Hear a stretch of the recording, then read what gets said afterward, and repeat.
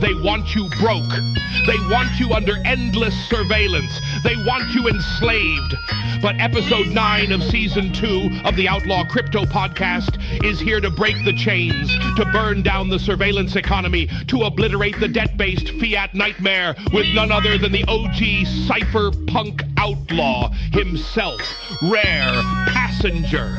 This is not your average crypto tourist, your paper-handed moon boy degenerate begging at the altar of fiat crypto hybrids. No, Rare Passenger is the real deal. A battle-hardened Bitcoiner, one of the few who walked the walk, who tore himself free from the shackles of the usury-based system, who rejected the fiat lie and chose to live fully on censorship-resistant, unstoppable, peer-to-peer digital cash.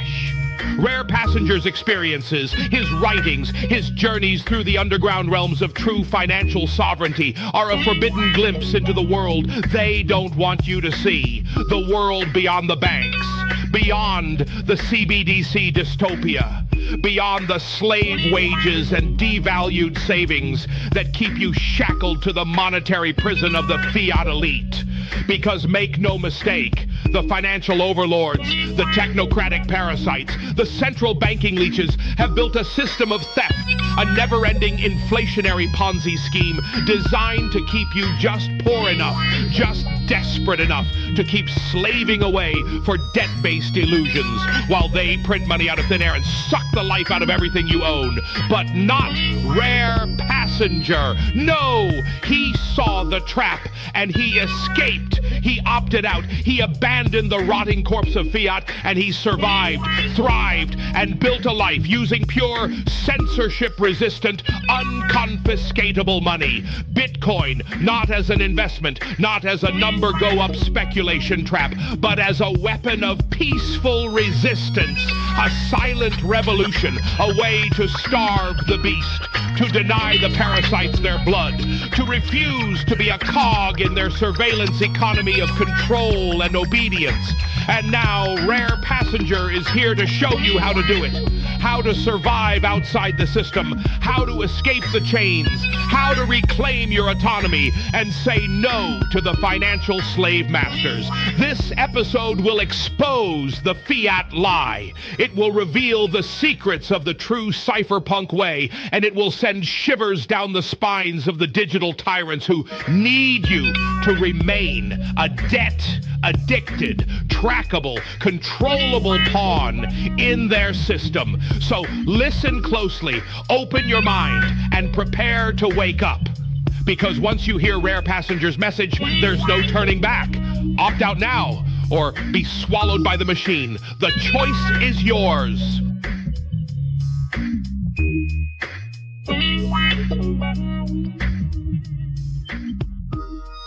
Welcome back to the Outlaw Crypto Podcast. I'm your host, Paranoia Machinery, and this is a Podcasting 2.0 podcast, which means that you can support the show through streaming Satoshis on the Fountain app, boosting on the Fountain app, as well as donating through XMR chat and a variety of privacy coins, such as Monero and Wownero. Today, my guest is Rare Passenger, and I actually did an interview with Rare I want to say a couple of weeks ago, and the interview was lost. I accidentally reformatted a hard drive and lost the whole interview. It was like 2 hours long too. It was a great interview. So Rare was kind enough to come back on the show and do it again. So Rare, how are you? What's up, man? No, we're good, dude. We're good. And yeah, things happen. It's not uncommon for stuff to bite the bullet sometimes. So yeah, well, like I said, happy to be here again. I'm happy to have you here. So I want to get into what we were talking about. Like, you have like a kind of unique story to how you found out about like Bitcoin and crypto and stuff. You work in the film industry in animation, if I'm not mistaken. Is that correct? Yes, that's right. Okay, so I guess like how exactly do the worlds of animation and crypto like converge? They don't. People, yeah, people in Hollywood are not fans of cryptocurrency. Even mentioning the concepts of Bitcoin people tend to get rather annoyed. They look at you very skeptically. You mentioned NFTs, and it triggers people pretty hard still to this day. And one thing I remember, I was an early adopter to Noster as well. For those who don't know, it's notes and other stuff transmitted via relay, and it was a really cool concept of having like decentralized media that you own. And there was another fork of some of the applications that I think one's called like Garnet. Yeah, And that's the one I use. yeah. So it works with Monero, which is great. And I tried to stay away from like telling it, people I would introduce like, oh, it's for it's not Bitcoin oriented, but it's decentralized social media. It makes it harder for companies to scrape your data. You think you'd be all in on this one, but the art community, the animation community, Hollywood in general is just like, no, just very very rough with anything new. And it's like, God, this could be a way, to monetize like content, your work, build an audience. And but yeah, anything crypto related, anything that is not centralized is looked at with a lot of skepticism and vitriol. Why is that? Because you would think that being in an industry like that, that they would be looking for like every opportunity to either promote their content or to monetize like in new ways. Like, why are they so standoffish to like new things? There's a few thoughts that come to mind. So when it comes to the artists themselves, the creative people who are designing, animating, storyboarding, illustrating, etc., um, they're not as tech savvy as you would think. For people who spend the majority of their working time on their, you know, well, on their tech, right, and on their monitors and computers, they they have a hard time accessing the file menu and working through like an indexer. It's really interesting. Most don't code. Whenever I would receive resumes and portfolios, people would send over a Wix website or something made with Squarespace, which is fine, that's good. But you realize that a lot of them are just tech illiterate. Um, when it comes to the money people, I mean, if you understand how Hollywood gets its funds, um, you know, they're not going to bite the hand that feeds them. And for those wondering, well, who's the hand? Well, it's the government. A lot of Hollywood productions get their money from the state through tax incentives, tax breaks, and not just from the U.S., but also from countries all around the world that want to incentivize film production and animation production in their region. So they're all very fiat oriented, and they suck at the teeth of fiat very hard. You and I can definitely see where they're very skeptical on the idea of like, well, I can't use this. And some of them definitely bring up the regulations. It's like, well, we don't know how to put this on our balance sheet. We don't know how to use this in payroll. We don't know how to use and pay this in taxes. And most of Hollywood is just laziness and the Peter principle. Everyone rising to the level of incompetence that gets them to where they are. So you have a lot of blind leading the blind. Of course, I have a lot of positive things to say about it, but that's the industry that I occupy. And I guess, how did you specifically like realize that crypto would be something beneficial for you?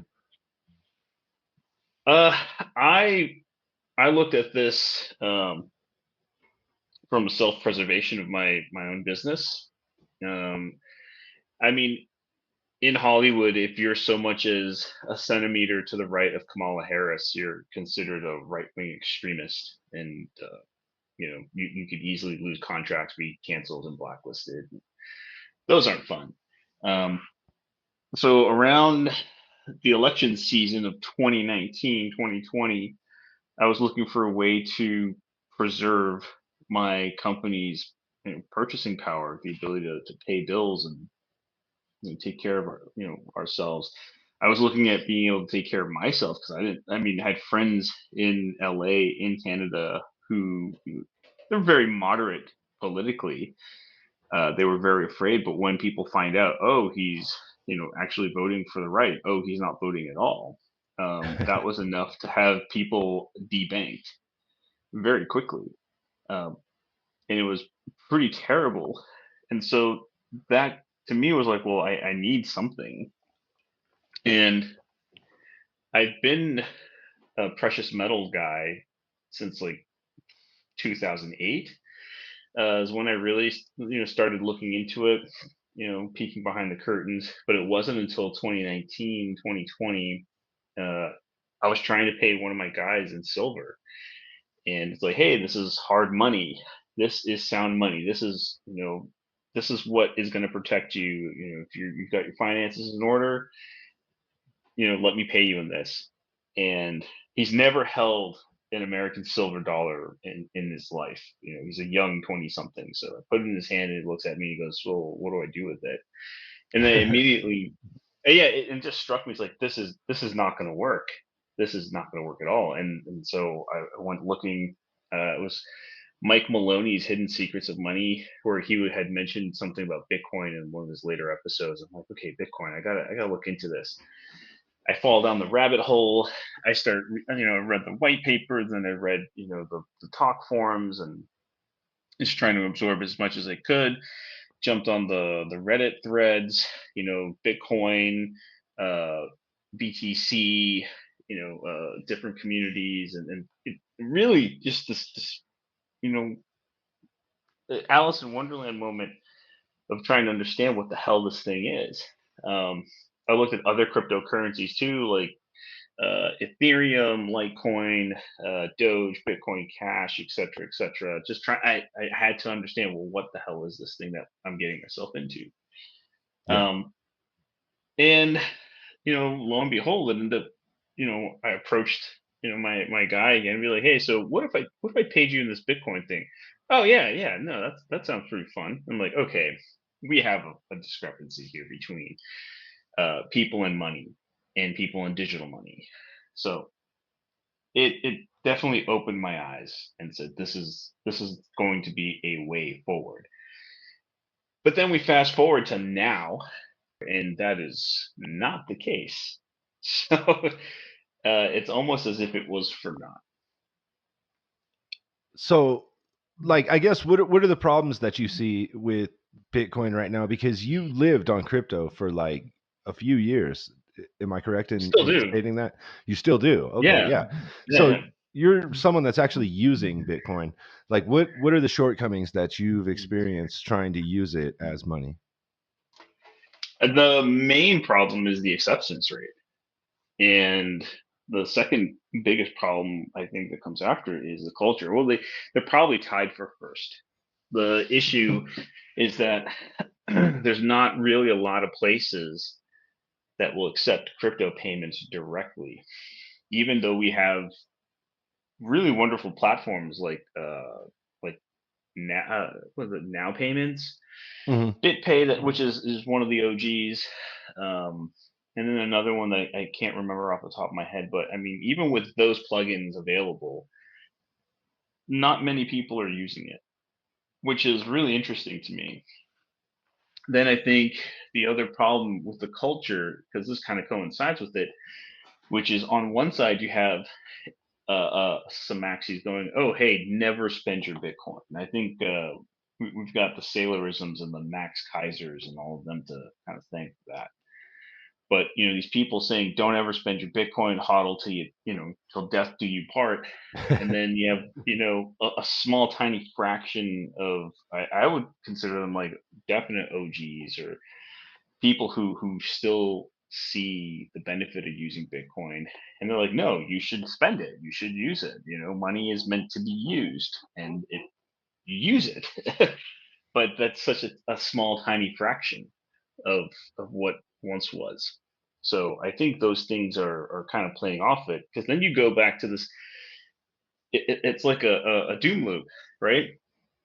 If the merchant doesn't see demand for the asset to be used in commerce, well, then they're not going to make products or gear their business to accept it. And then likewise, if customers are looking for merchants and there's no one around to use it, they're not going to spend it. So this really is an Ouroboros of sorts. So that's one of the biggest problems I see right now. And then this again, that the merchant issues and the culture are tied first. So then the second problem that would come after that would be the regulations that have been pressuring a lot of businesses and people, high net worth individuals and institutions. And then after that, I would say the ETF and fiat, tethering, or the umbilical cord that's still Okay. attached to, this mind virus of HODL. So I think like the acceptance thing, like, do you remember that there was like a bunch of businesses that were like accepting Bitcoin, like, and then Yep.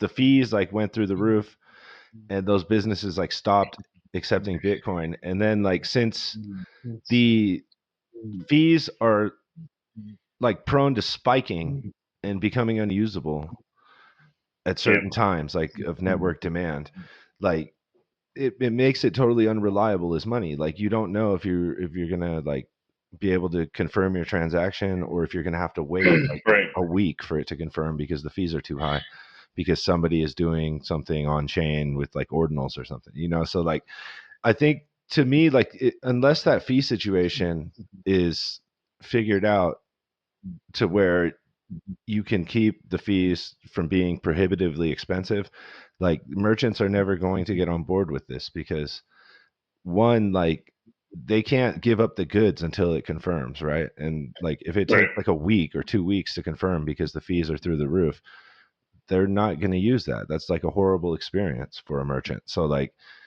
that to me is probably like one of the biggest problems with like trying to use Bitcoin as money.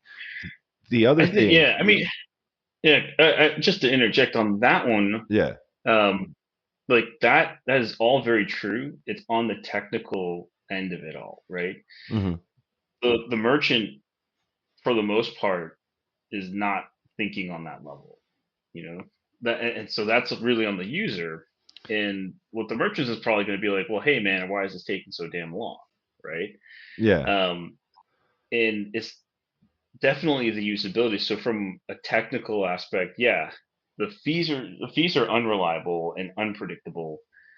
Confirmation times too is also okay. A block every 10 minutes, but what happens when you have high traffic and high fees? I mean, some people. I remember, what was it, a couple weeks ago, were posting, "Oh, hey, finally a transaction that I put 8 months ago came through." yeah, Right. exactly.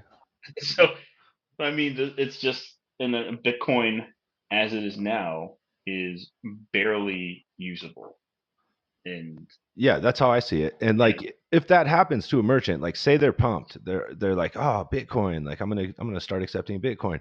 And then they have to wait 8 months for a transaction. They're never going to use it ever again. They're just going to yeah. feel like they got scammed. No, I mean, you can't mess with people and their money. Yeah. That should be. I mean, this is the part where I don't understand.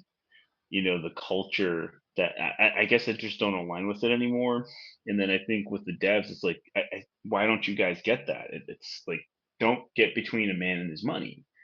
Yeah. If the merchant wants to get paid, he wants to be paid, right then and there when he changes hands of the goods. And the person who's buying it, right, the customer wants to know that they can get something within, their desired time preference. Oh, well, that's just high time preference thinking. You're not thinking long term. It's like, dude, you got to eat, Yeah. right? Like if you're hungry, I mean, you're gonna go source food. Are you gonna wait until a year when you're in another bull market to start buying stuff? Like that's just not how human Realistic. action works. Yeah, I mean, let's get it together. This ideology is hindering any type of real progress for adoption. Yeah. The other thing is the volatility. Like I don't know if you've ever been paid in Bitcoin, like, Oh but yeah, if you get paid in Bitcoin and then Bitcoin like drops like 40% in price or something, because some news story comes out, like you, uh, are screwed unless like you Mhm. liquidate your Bitcoin like as soon as you get it to fiat or like stable coins or something. And Yeah, then this is the third point that I made, where you have ETFs and the fiat umbilical cord that's still attached to this mentality of what explain that crypto to is. I us. mean, yeah. So I mean, we all at this point are very familiar with the idea of trading pairs. Okay, so this is a currency, even on the forex, right? What does the US dollar trade against on the yen, the won, the peso, etc.? So Bitcoin's trading against the dollar. Great, fine. But that doesn't necessarily mean that we have to price goods and services in accordance with the US dollar, right? Or any fiat peg to that matter. So when I was getting into this, which was around 2019 and 2020, I remember our company took on Bitcoin and it had this idea like, well, why aren't we pricing things in Bitcoin? Isn't that what we were all talking about? A Bitcoin standard, Yeah. quote unquote? Aren't we talking about, Bitcoin adoption, quote unquote? So why am I pricing things in fiat? Especially if we, say, hey, if your life is going to get cheaper on Bitcoin, well, let's see it. Well, a house back in like 2017 cost you 560 Bitcoin, and now it costs you, 10 Bitcoin. All right, well, how come we're not pricing things this way, right? Wasn't that supposed to be the model? But now, and it's become so apparent throughout 2022 till now, where people don't even consider that. I've yet to see or read or hear someone say, oh yeah, well, my price in Bitcoin is this, or I'm selling this good in this much Bitcoin, right? Yeah. I know that, was it Satoshi's coffee, it's good stuff, people should buy it. um, he has a widget on his site where he was pricing things in satoshis, which is great. That's exactly what you want. You want people to have this different pricing mechanism. You don't want to say here's the fiat price. Look, forget it. Samurai Wallet. I remember when they changed their the app to say we want to believe in a Bitcoin standard, so we're getting rid of the fiat denomination. I'm like, yes, that's exactly what we need. Yeah. Get rid of fiat and let's get to the Bitcoin standard. That's just completely lost right now. I rarely see it. The only thing people say is, well, this is going to be this much dollars. Like, well, if you want to solve the volatility problem, don't price it in dollars, right? It's Yeah. like, okay, my services, you want to pay me, it's going to be zero point 0.1 Bitcoin. All Yeah. right. And then maybe, half the year later, or maybe the following year, that zero point 0.1 Bitcoin now becomes 0.05 Bitcoin, right? Hmm. It's going to trade up in that pair, but we're not there. We're not doing that. And I don't think we're going to do that because the main attraction still is fiat, no matter what. Do you It's think it's that's been fiat. because like to denominate things in Bitcoin with like the 8 decimal after the 8 zeros after the decimal thing, that it's just like too counterintuitive for people to like think that Well, I mean, way? Satoshi. No, I think I mean, if anything, it should be more attractive, right? I mean, instead of saying, "Hey, this is going to cost you 20,000 Bitcoin," it's like, no, this is going to cost you like 0.02 Bitcoin, right? Or Satoshis, which was supposed to be human readable, or even bits. That was one I was really starting to kind of train myself to price things in, was in What bits, bits are because like 100 satoshis or something? yeah, something like, I think, a thousandth of a Satoshi, A and thousand satoshi? and you, something like that, Yeah. but it gave you two decimal points at the end, so it was very familiar to pricing things in dollars, right? Where it's going to be like, well, this is like $10, 10 cents. Well, this is like 5 bits, 5.25 bits, What about like just and that. satoshis? Like if you're like just like a million satoshis or like 500,000 satoshis, like that seems like more intuitive to me, I Yeah, guess. but I mean, it works too. You could be like, hey, there's going to be 100,000 sats. All right, yeah, sure. Next time around, it's going to be 10,000 sats, and you can watch the value of this hard asset increase, right? Yeah. But again, it's like we're so enamored with fiat, and I think it was at the Bitcoin conference. I didn't go. I just was reading highlights, and watching some of the clips that popped up, but Trump was out there talking a really big game, and really catering to the plebs. But then, it's like, oh, well, then, you guys can go back to playing with your Bitcoins. Everybody's cheering. And then I think it's been Mark Goodwin and Whitney Webb have just been doing a lot of investigative work about, stable coins and the new Bitcoin dollar uh, pairing that's going to potentially be out, or it's already here. I don't know. Uh, but Mark Goodwin posted something recently on Twitter, which was about Trump's new DeFi Yeah, I was platform going to ask you for about the that. world. And right then and there, it's, he's going on about, we want the dollar to be the strongest currency in the world, and we're going to try to adopt. We want to push the adoption of stable coins.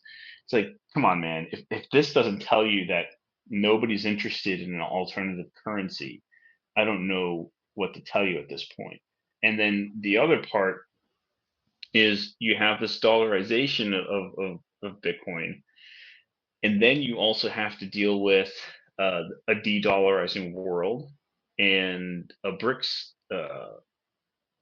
currency coming out, soon as well. So you have all these different competing factions going up against each other, but the only thing that Maxi seem to care about is number go up, right? Yeah. And it's just this. It's like a tumor or a cancer. It's just infected, or maybe it's like wokeism. It's the mind virus that just seems to The keep greed people. is definitely blinding to people, because like I've seen like people go completely against their principles just because like number go up. Like there was a lot of like early Bitcoiners that were more like, like crypto anarchist minded, and they've compromised on a lot of those principles. That to me, like the number go up part of it, I think was a crucial design flaw. Like instead of making it like, I don't know, like deflationary in the way that it is, to where like it just always rises in value over the long term, uh like that dynamic to Bitcoin has like ruined the ability to use it as Bitcoin. money. Yeah, it ruined the ability to use it as money because people started hoarding it rather than using it. Right. I actually think it number go up tech, quote unquote, is one of the biggest psyops in the space.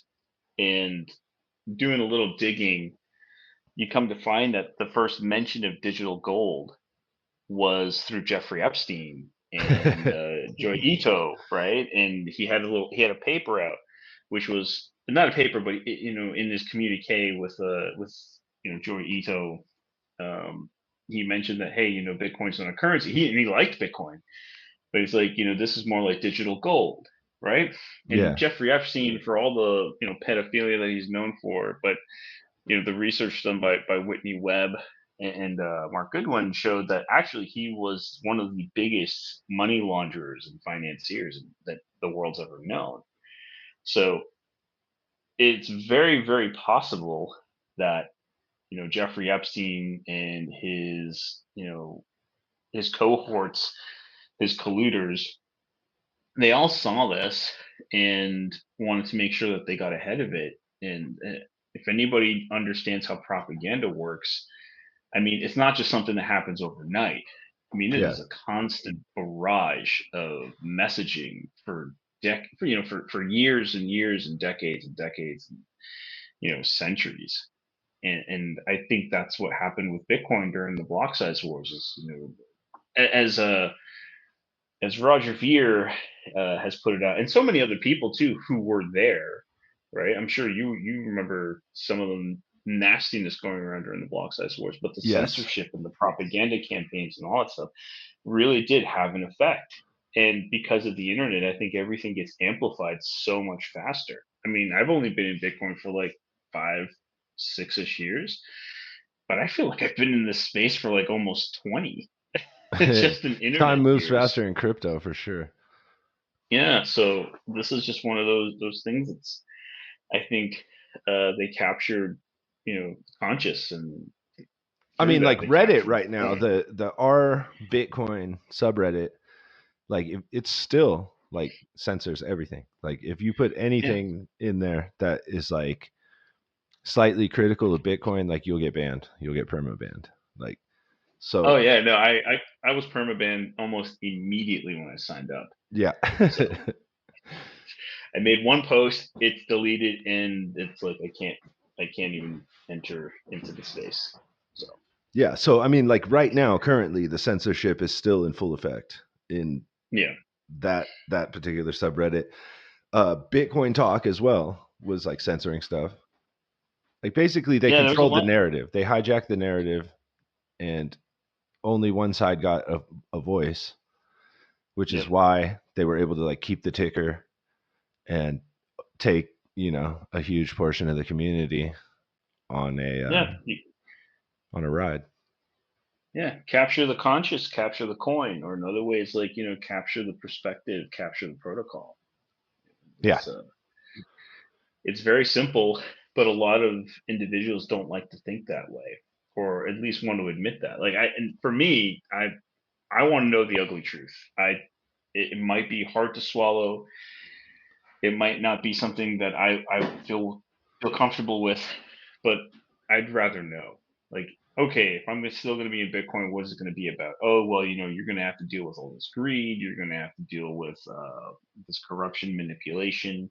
You're going to have to deal with this culture which is fracturing before your eyes. Like there's so much that you need to be aware of, and I'd rather know that than stick my head in the sand like an ostrich and pretend things are going to get better, on their own magically. Yeah, me too. That I share that perspective. Like I've always been that way. Like, and that's I don't know. I guess that's kind of why I'm like a paranoid conspiracy theorist. But uh, You're a pattern recognitionist. yeah, So yeah, I would say that for sure. So, like, do you think they can turn it around? Do you think it's a lost cause? Like, have you just moved on to other coins, or are you do you hold some hope that Bitcoin can be saved somehow? I don't know. I've moved on for sure. Monero's been very good to me. Bitcoin Cash, Litecoin have definitely been very reliable. Um, that's what I use the most. Uh, as far as any hope, I don't know. It, anything that's on Bitcoin Twitter or Reddit or mostly mainstream, it's very, to me it looks hopeless. But then you go to Noster and you see like they're building an ecosystem and people are really trying. Um, but it comes with a caveat, which is that most of it ends up being centralized. And so Yeah, they're trying, right? But it's very hard to kind of make good judgment or consensus when the underlying asset that they're using is broken, you know. that's why I And think the Garnet's so whole, cool. Like, yeah, I like it. I mean, it's great, but I think the network effect of Twitter, it's where the conversation is, and it's the incumbent, right? And more people in the Monero space or anything, right? It's great that Noster's open source. It would be really something if there's another fork which includes other coins and tokens. Because the problem that I see with just this, Monero only or Bitcoin only is that it just continues to splinter and fracture. Um, and that's kind of tricky, right? yeah, I mean, How it do would you, how do you, ideally you'd want like a bunch of different Nostr clients for like different currencies, right? And people could choose yeah, whatever they wanted. Like there yeah. I should mean, be there a could be a Nano light. one, a Litecoin one. Like, Yeah, exactly. I mean, that's the thing that really makes a lot of sense, and I think would open up to a lot of people, um, or make it more viable. The Bitcoin only part, it's like, dude, come on, let's think about what's happening right now with. I know the wallet of choice for most of Nostr was Mutiny, and then Mutiny was just like, okay, guys, it's hard to build in this space. There's a lot of toxicity, and then forgot his name. But we have a friend who's pretty close with one of the dads. It's like there's just a lot of politicking that goes on, right? didn't Mutiny like And actually just shutter its doors too? Like it just went out of business, I yep, think. Yeah. Yeah, they closed up. They had enough. They couldn't, make it into what they wanted, and it's unfortunate. And then you have things like Fetty, which again, it's like they're trying to solve problems, but the underlying problem is the asset itself. Yeah. It's like, okay, we want to add privacy, but we have to do the private thing in a custodial way or semi-custodial way. It's like, come on, guys, this is what you have to be real. You know, call it what it is. Stop trying to tiptoe around this thing and just say it. It's like it's not a functioning system. You know. Yeah. Yeah. No, like I was just talking to this guy Super Testnet. He was talking about how he thinks eCash is good and stuff, but like to me, like I'll never use it just because it's custodial. Yeah. Like just right off the There's a bat, lot. it's done. I'm not Yeah. going to use it. Yeah. I mean, trust minimize. Okay. Hey, that sounds great, but I remember reading clearly in the white paper it's a peer-to-peer electronic cash system that doesn't require trust, right? You Yeah. trust in the code, you trust in the protocol to do the work, and then reintroducing trust, as minimal as it may be, is kind of a non-starter for me. Yeah, exactly. I said that same thing, man. Like you're reintroducing trusted third parties into a trust minimalized system. Like that's not it. Like that's stupid. Like you're basically defeating the whole purpose.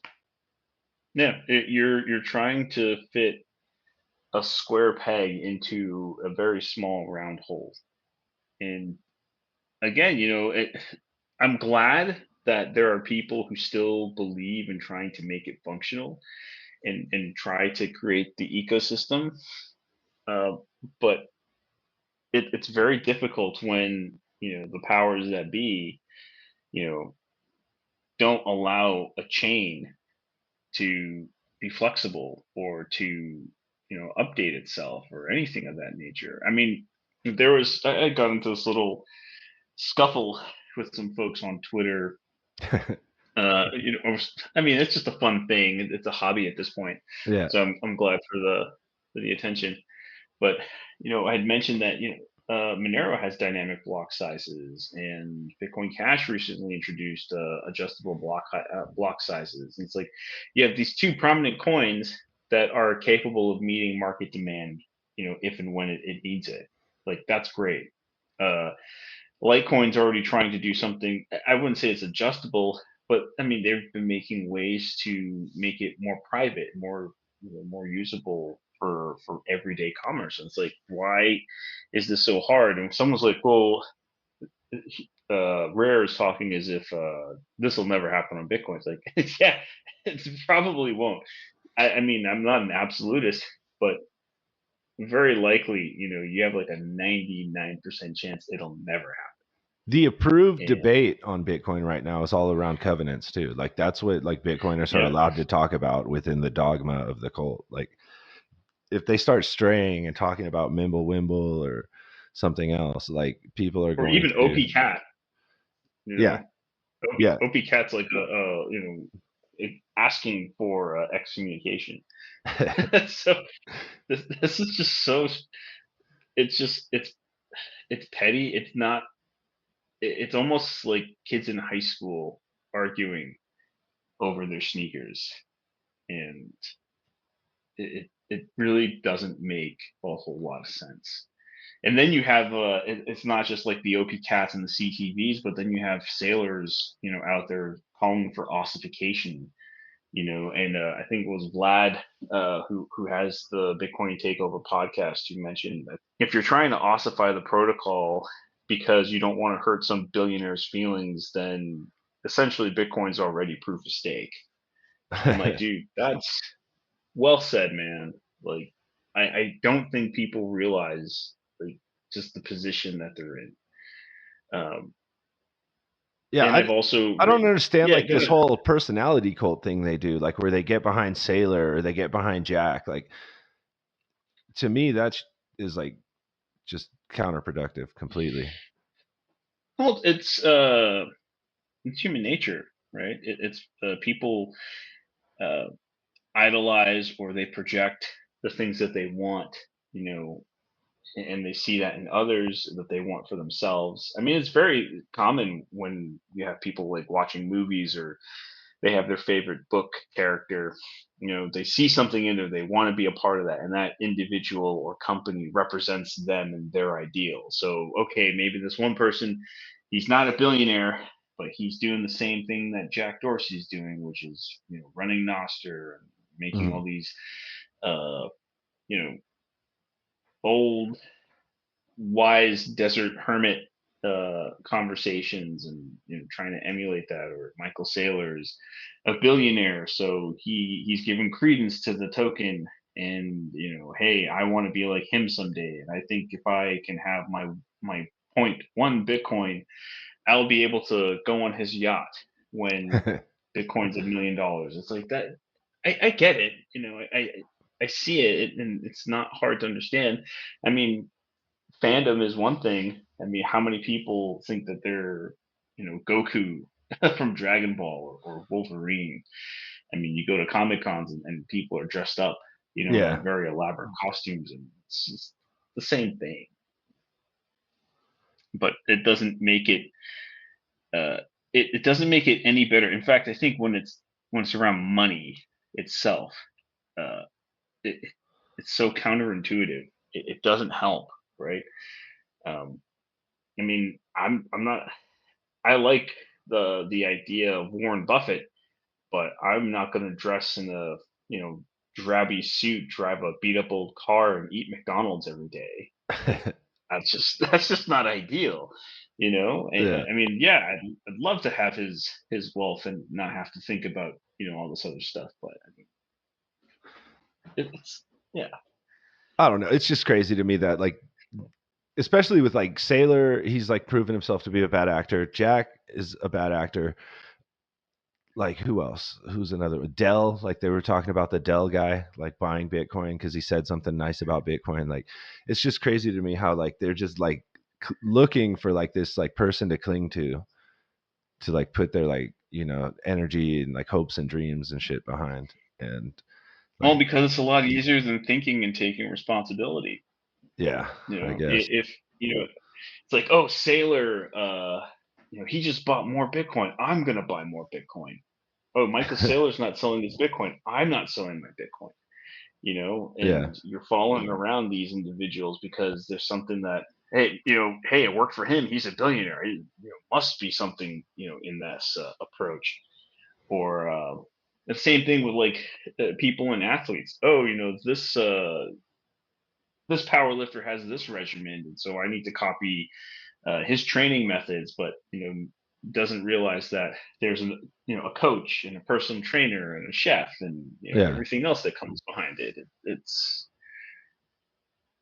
there's so much that people don't see, but it's what they see, what they want to see versus seeing what is, and that's a very hard thing to for people to open their eyes on. Yeah. Like what do you think about the fact that like Litecoin is the most used currency right now, like as far as like transactions and like spending at like merchants and stuff? Like I think Oh yeah, BitPay reported that it was the most used, and then I think yeah, like it's like number 3 at like Bitrefill. yeah. I mean, I think that's wonderful. I mean, I rarely hear toxicity out of the Litecoin group, and it just seems to make a lot. I mean, they're focused on commerce, which is the point, right? Yeah. You want a currency that was used, and considering the fact that Litecoin was birthed out of the problem of Bitcoin's slow transactions and fee structure. I mean, it it went to solve a problem, and it did it. And so, I mean, what else can you ask for, right? And all of them have been pretty humble for the most part. I don't see any cults of personalities out there, and in fact, I think most people, are very skeptical of Charlie Lee because he sold all his coins. But hey, that's great. The founder doesn't have his coins. And everybody's very skeptical about who had the stash. I mean, the thing with Satoshi, it's great that he's he, she, they, whatever the hell, org that they might be, still has their million coins, but no one knows what's going to happen to that. Do you think Satoshi is like a single person or a group of people? And then do you think they're still alive or in control of those coins? No idea. And I don't give too much thought.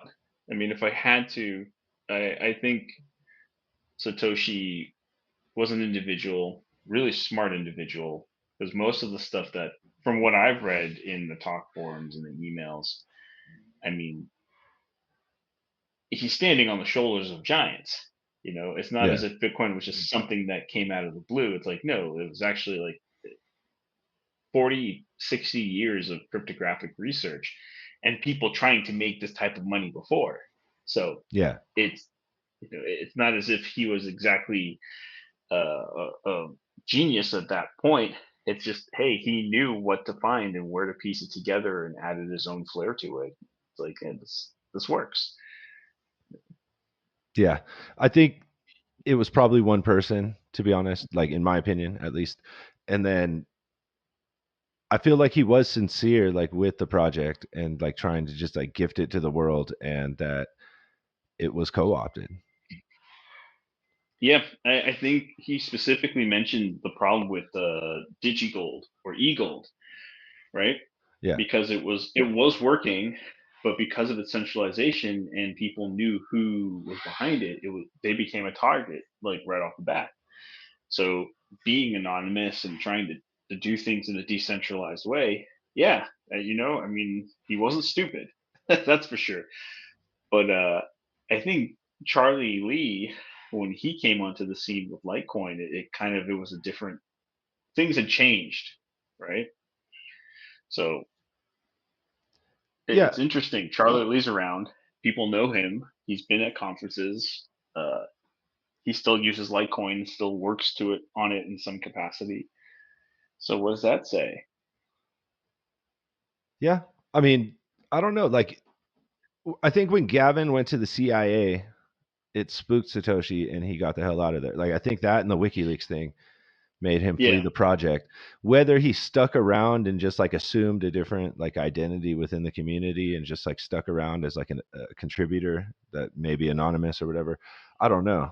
Like, it's possible, but like the amount of self discipline it would take to have those coins and then not ever move them makes me think that maybe he either left crypto completely and doesn't care about it at all, or Hmm. he's not around. Like he you know, may have, passed away or whatever.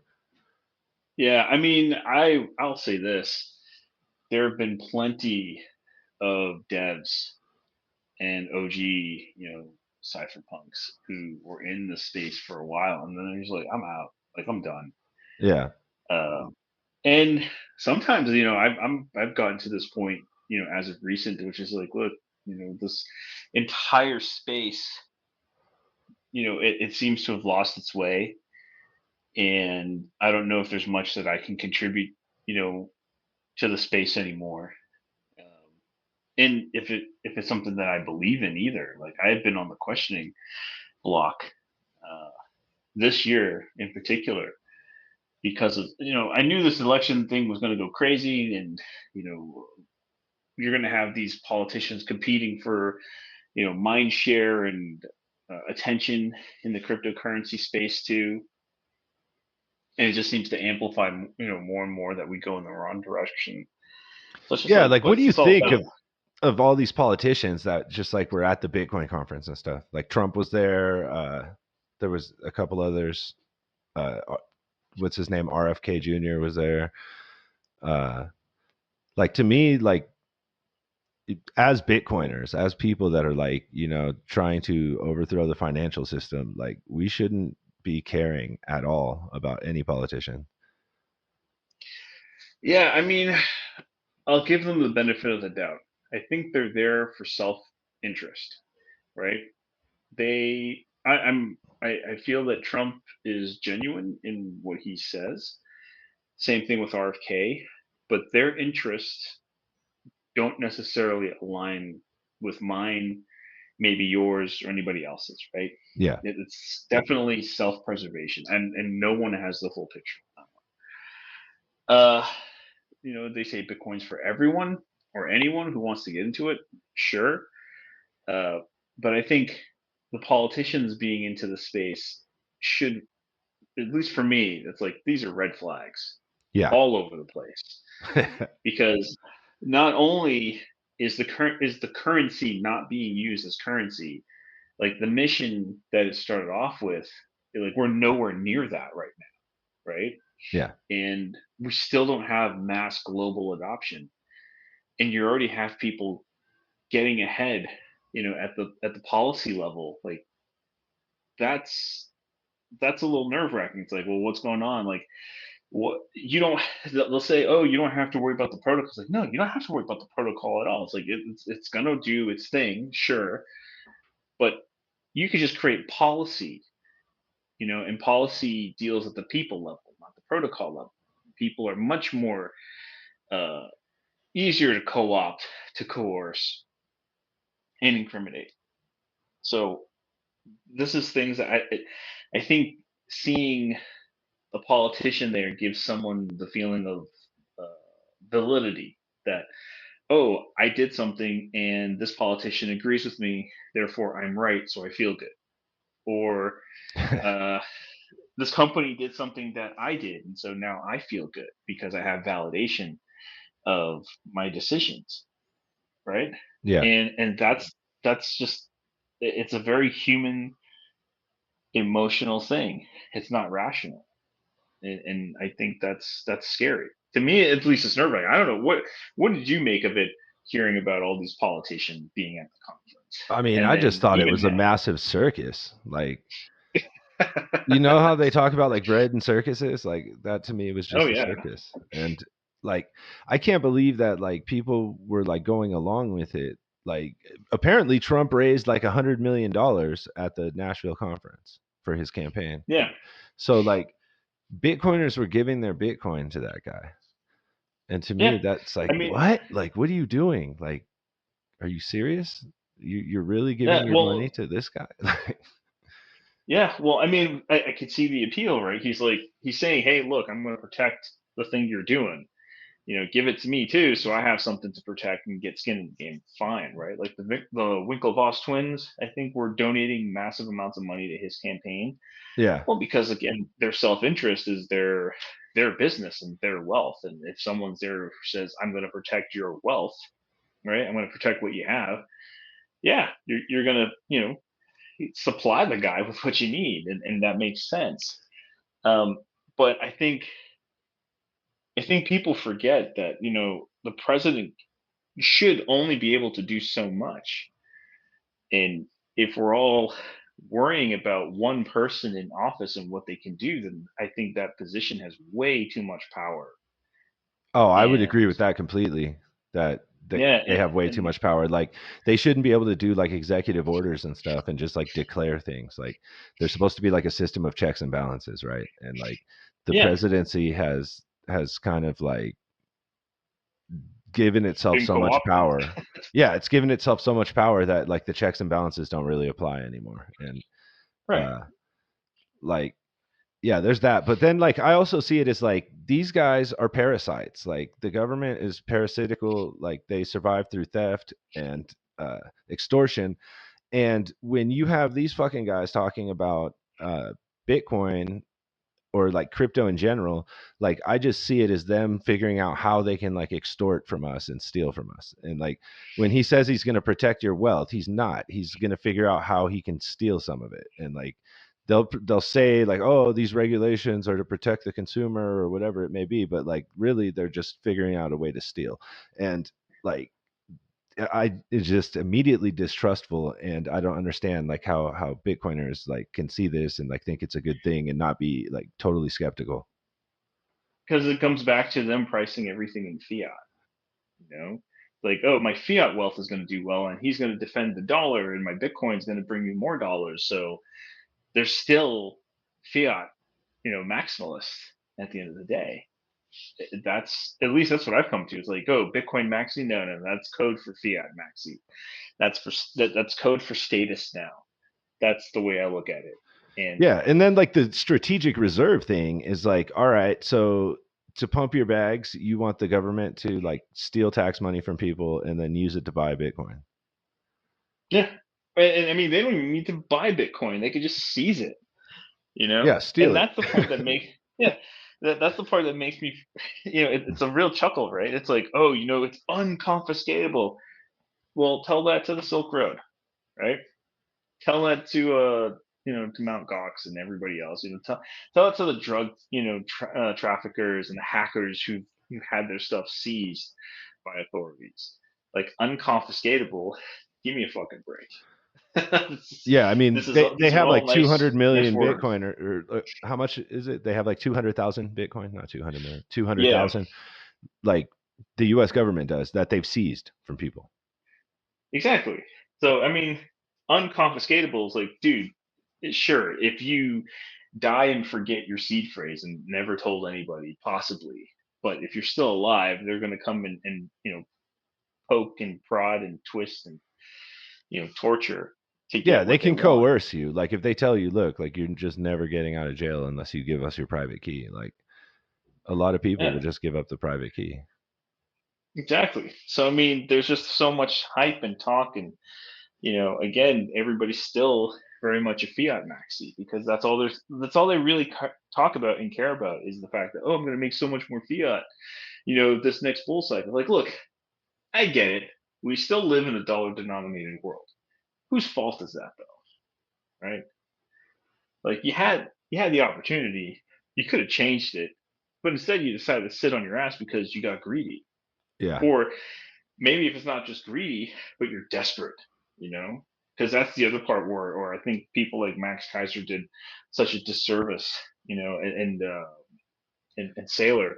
They pander to that. It's like all you need, and all the influencers on YouTube, which will tell people like all you need is zero point 0.1 Bitcoin, and you can retire, and you can do this, and you can do that, and you can and Yeah. panders, and people fall for it, right? And I guess when you consider the case for North America, where the majority of people don't even have enough money to cover a $400 emergency, well, being able to buy $400 worth of Bitcoin, and they're really big believers, it's like it's catering to that fear and that desperation, and that's just really, really sad, you know. Yeah, And it's like a Ponzi scheme, like kind of, or like a pyramid scheme yeah, where like they sell the dream that these people are going to have like endless riches because eventually Satoshi dollar parity is going to happen. So if you have point 0.1, you have 10 million sats, right? Like so that'll be $10 million in the future. But like they're really just telling these people like a fairy tale so that they can have exit liquidity, like so that like, mhm. people that have like a large amount can just cash out. Yeah, that's the big thing too. It's this stuff only works when you have a huge amount to trade off of. And I think at this point, the loudest voices who've been, and I think that's the problem with all these influencers, right? So like Jack Mallers, for example, um, I'm I'm taking him at face value, and he may be genuine in what he says, but then also consider, well, how much Bitcoin does this guy got, right? Mhm. And he has a company that allows you to buy and sell, but where does he source his Bitcoin from? Is it from his own personal stash? Is it from a group of people who also have large bags, right? Like, they can. I don't know if you've heard the Lemon speech. This from the episode of the Fall of the House of Usher, and this guy goes, "When life gives you lemons," he's like, "You make lemonade." He's like, "No, you don't do that. You buy up all the entire lemon supply and create this campaign that blah blah blah blah." It circles around about creating a $1 trillion empire based off of lemons, and then you become you sell out, and exit your lemon empire. And I think that's the same case with some of these guys like Maulers and Dorsey and all that.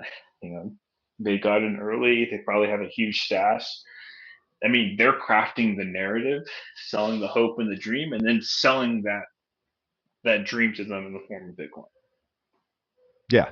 And that makes the most sense to me. And I mean, I gotta respect, the individual preference. If that's what people want, and if that's what people are looking for, okay, so be it. That's what it is. And who am I to judge them or deny them, having their Bitcoin or buying their Bitcoin because of that? You um, it sounds a little hypocritical because calling maxis fiat maxis, but I mean it is what it is. I mean their preference is fiat, okay, but I think the other part to that is the disingenuous nature of it all, where it's like, well, I believe in Bitcoin. Well, no, let's be honest. What do you really believe in? You believe in this thing's going to give you more of that other thing that you claim is so toxic and poisonous, right? That's so bad. So let's just be real and call it what it is, versus the charade of you know ideas and word salad being thrown about. Yeah, I mean, like when they're telling you like, no, spend your credit card so you don't spend your Bitcoin, like I have a problem with that. Like you're undermining the Yeah, use of Bitcoin as money and you're using fiat instead just to hoard it. Like that is antithetical to the entire purpose of like creating peer-to-peer cash. yeah. It is. I actually struggle with this one too, because this was something that the Get On Zero group has been on, which is like, look, all your money, all your liquid cash is in Bitcoin, right? And then you use your credit card to spend, and then you pay off the bill each month using your Bitcoin. All right, not a great, solution, but it's the middle of the road where people who aren't used to spending it, or they don't have the ability to spend it on the things like their electric bill. Hey, this compromise is great, Mm. but it also distorts. Like that's the problem with credit, is that it distorts everything, and fiat distorts the value. And I think that's another problem that we have too. Is where people conflate the idea of value with price, thinking, oh, because this is expensive, ergo it's valuable. It's like, well, no, that doesn't. That's not the case. Like Litecoin is way undervalued. You know, Yeah. as a currency. We're talking about price signals, but it's such a valuable coin because people use it all the time now, right? I think like you were mentioning the BitPay uh, chart. It was like this has been a coin that's being used consistently for a year straight, Yeah, it's been right? It's leading been for a the number. last year on BitPay. Yeah. So it's such a valuable coin, and yet its price signal doesn't match that. So we conflate the idea of value and price, and the credit cards and the was it the loans, right? Yeah. All the stuff, it really distorts like what the asset is, what the asset's going to do.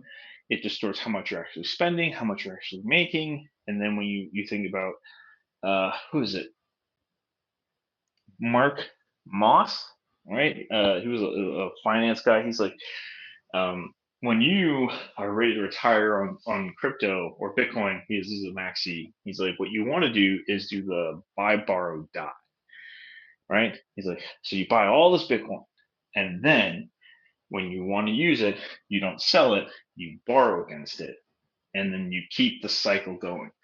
And then if somebody stops and realizes, like, well, what are you doing? It's like, well, you're just perpetuating the fiat cycle. Like you're increasing the demand for dollars. You're not increasing the demand for Bitcoin, right? Yeah. And things get so jumbled up, and it's just interesting how people are like, well, this is the new financial system, but it's just exactly the same as the old financial system, because you could do the same thing with gold. You can take out gold loans, Yeah. right? You buy gold and you need money. You don't want to sell it. You pawn it, or you go to a gold loan dealer. Yeah. They'll give you a much better rate, and voila, is the same thing with Bitcoin, and the same thing with stocks, right? You can borrow against your stock portfolio too if it's doing well. Yeah. You just have a loan to value of 50%. So you need to have a lot of stock. You need to have It a lot of seems like crypto. that's one of the things they're trying to do, because like with Trump's DeFi thing, it's like crypto loans like that with stable coins or whatever. And then like there's been like a push for these like lending platforms for Bitcoin, like where people will do that. Like they'll borrow, I think like the interest they have to pay is pretty high. It's like 18% or like 30% or whatever, but like they have to over collateralize the loan, and then they'll borrow against like their Bitcoin. They'll use the fiat and then pay it back and then get their coins back. Like they'll put it in like a multi-sig or whatever. And like people really think that that's like the future of lending. And to me, that just like defeats the whole purpose of having crypto. Like, why wouldn't you just use your crypto? Yeah. Well, I'll say this from personal experience. When we were adopting Bitcoin, we weren't fully into the whole, oh, we're going to pay people just yet. That came a little later. Yeah. But there are people, we still have fiat bills, etc. But we still had Bitcoin, and we used it a few times as a way to gap finance production. Hey, we signed a contract, but we're not going to get paid for the next 60 days. So, but we still have to pay people. So I remember we took collateral loans against our Bitcoin, but back then we had an interest rate of like 8%. Okay. And once we got the money back from, once we got the money from the client, we paid off the loan immediately and got our Bitcoin back.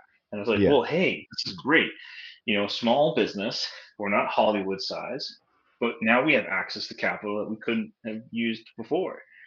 But then when we went all Bitcoin, it's like, well, now this doesn't make any sense because we just have Bitcoin and we can just pay people in Bitcoin, and Yeah. kind I of mean, you would think cut that's the what noise people out. would do.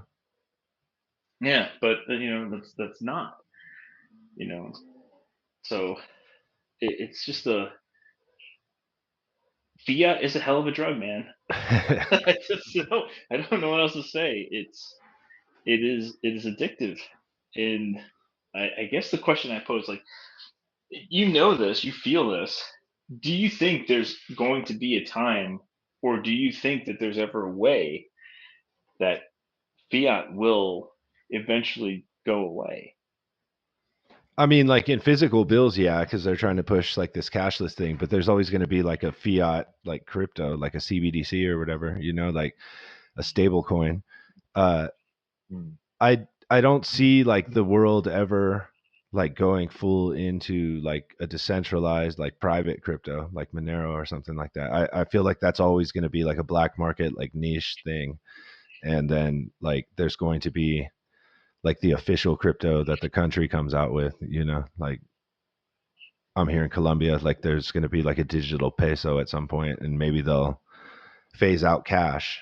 But I think it's going to be difficult here because Colombia is like a very much a cash based economy. So it's not quite as far as like Europe or the United States or something like that, where like people have gone more digital than cash. Right. Do you think, I mean, because that was kind of the whole point, right? Like with the history of money, is that eventually all fiat currencies go to zero.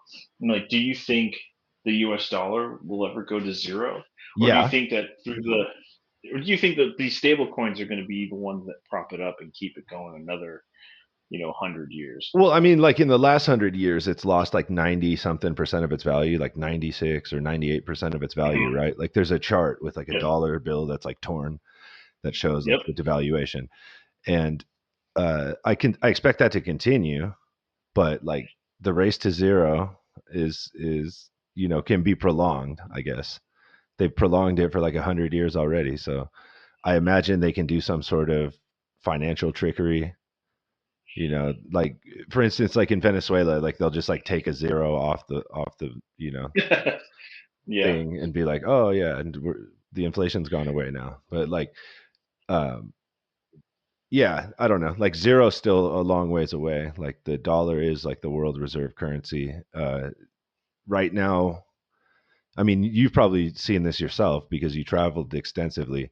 Like stable coins are pretty ubiquitous. Like you can use stable coins in pretty much any part of the world. If you have Tether or like USDC or whatever. So like I think like especially like in Asia and like Latin America and stuff, like people are trying to get dollars and they can't access dollars. So like stable coins are like a proxy for that. And like that is within the interests of the US government to like proliferate the dollar worldwide, right? Like so that's why I kind of think they like turn a blind eye to stable coins a little bit and like let them operate is because it kind Yeah. of aligns like with their dollar diplomacy. Yeah. And would it be fair to say that, considering that the US dollar has lost like 98% of its value, that we could officially say it's already gone to zero? Yeah, I mean, yeah, I would say that too. Yeah. Yeah. It's just so interesting because, I mean, I'm here in Korea and looking at the history of the currency. Yeah, I mean, it's got a really interesting history altogether. But there was a point during the prior to the Korean War where it was like 46 cents to the dollar, right? So you could buy a dollar would buy you like a $1.41 over here, and then through its own hyperinflation through war and the miracle decade, you've seen prices just skyrocket to where now it doesn't really make sense.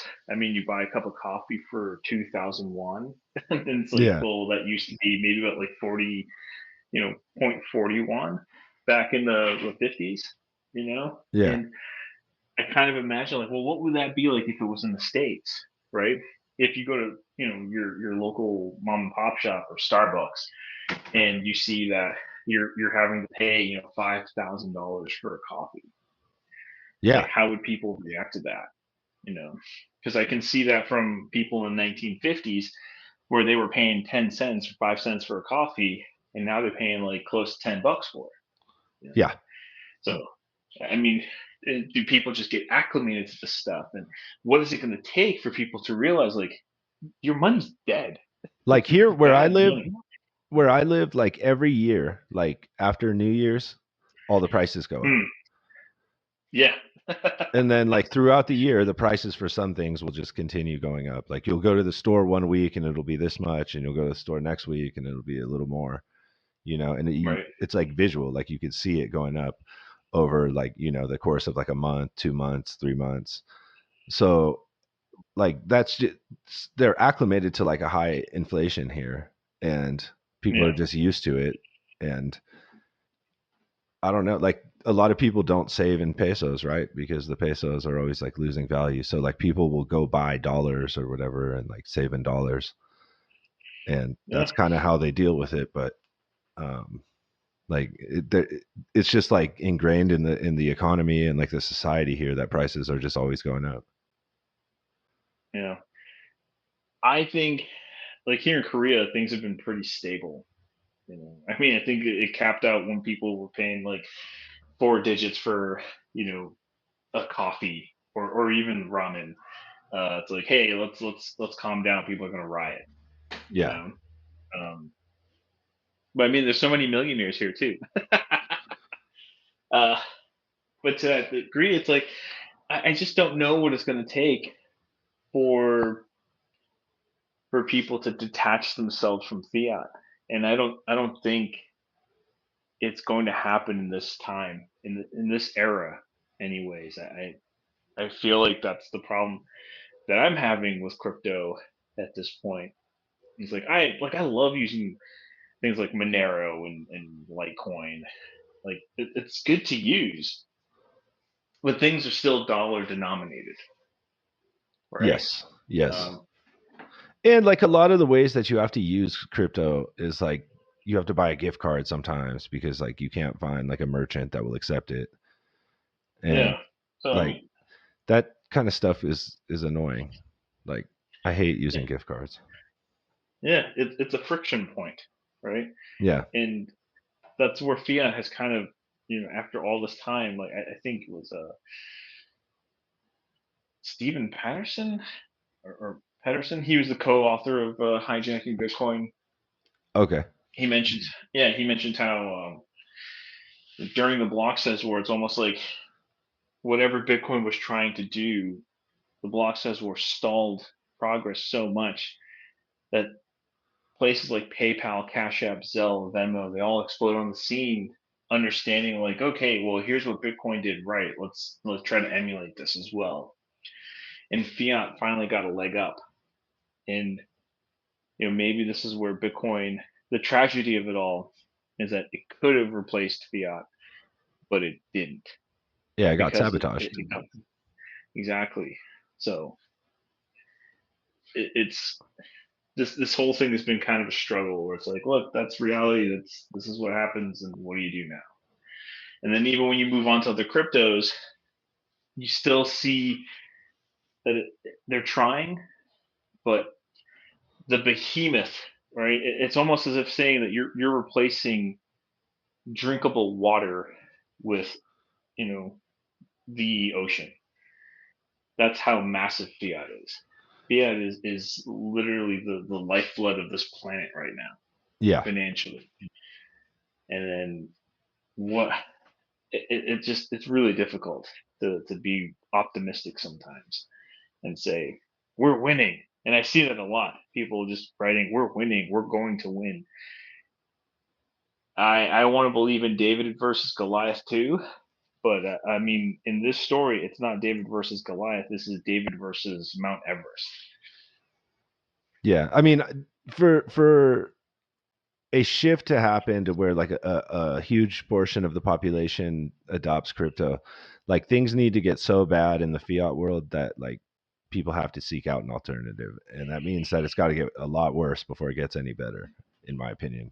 Like it's going to get to the point where like there's so much like inflation and capital controls and like KYC, and like you're just not allowed to use your money like in any way without approval, that like people are going to have to try to find something else. And that's when I think they will look towards crypto, but who knows when that will take place.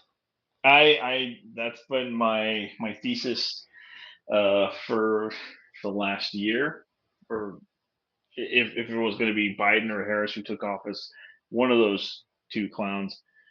Uh, I figured that privacy coins are going to be a big thing, Yeah. and people who value that are gonna seek it out. And it's not just going to be privacy coins. I think just privacy in general. You know, if someone can start making a business of selling graphene flashed phones or offering classes on privacy or whatever the case may be. Yeah. But if she's elected into office, I think that accelerates things, and people are going to want to have ZANO assets, and privacy, Monero, parallel economies. Hopefully. And and if Trump takes office, then I think things are going to be not as terrible, but it's definitely going to be very dollar denominated, like dollar centric, and I can see the idea of privacy kind of fading out a bit, during his term, because everybody's going to feel so happy and cozy because they can get Trump bucks again, right? Yeah. I don't know. We'll see what happens. Like he was also the guy that like did the lockdowns. So Yeah, Operation Warp Speed. Everybody forgot about that. yeah, so I'm not as optimistic about a Trump presidency and freedom as many people are, but who knows? Oh no, freedom. I think is on life support at this point. Um, I I've noticed just traveling that there are more places in the world that are freer than the states, Oh yeah. Either personally or economically. And I know some of my boys back home get pretty upset when I mention that. Oh, hey, I can say this, I can go here, I can do that, and you know, it's higher on the freedom index, Yeah. which is really really crazy to say. And having this firsthand experience of a different type of freedom where I don't have that back home, it's eye opening. It And certainly is. yeah, because you're I mean, Colombia is not. known as the beacon of freedom, but there's probably more freedoms than people imagine. It's more Right? free here than the United States, in my opinion. Like, as long as Yeah. you're not like bothering people, you can pretty much do whatever. Yeah. I mean, I remember the same. So maybe this is it's similar to like Guatemala, right? So in Guatemala, uh, people just run shops out of their house. Yeah, You know, yeah, you can walk down the street. Someone has like a little restaurant that they're cooking outside. The cop will come by. They either feed him for free or pass something under the table, and he goes along his way. yeah. And he just walks on.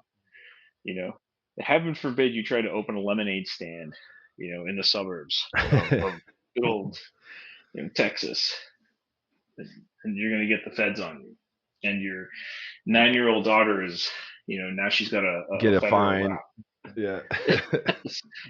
I mean, that's just something I don't understand. Like in Thailand, that was something I remember experiencing as well. It's like, hey, here's a 7-Eleven, but outside the 7-Eleven, you got all these vendors with food carts Yeah. just making food There's and the selling it to informal you. economy is huge here. Like, whether that's good or bad, like, there's a lot of people that don't have like bank accounts and that kind of thing. But like, uh, that's why I'm saying, like, it will be hard to roll out a CBDC here because the informal economy is like probably bigger than like the formal economy, and a lot of people just operate fully on cash here. Yeah, yeah. It's funny enough, Korea's the same way. Korea people are still cash oriented. They like cash, and they Yeah, have signs up that say that they like cash. yeah, So I think people value that quite a bit. yeah. I think so too. Hey man, we're going on an hour and 21 minutes, and you said you only had an hour. So if you want, we can Yep. call it. Yeah, I don't want to keep you here all night. Yeah, man. No, I got about, but I having a lot of fun. Hopefully, we could do this again in the future. Indeed, indeed. Thanks again for coming back on the show and re-recording the interview. It was awesome talking to you again. Yeah, man. So let's do it again. Talk Yeah. soon. All right, cool. Take care, man. Cheers.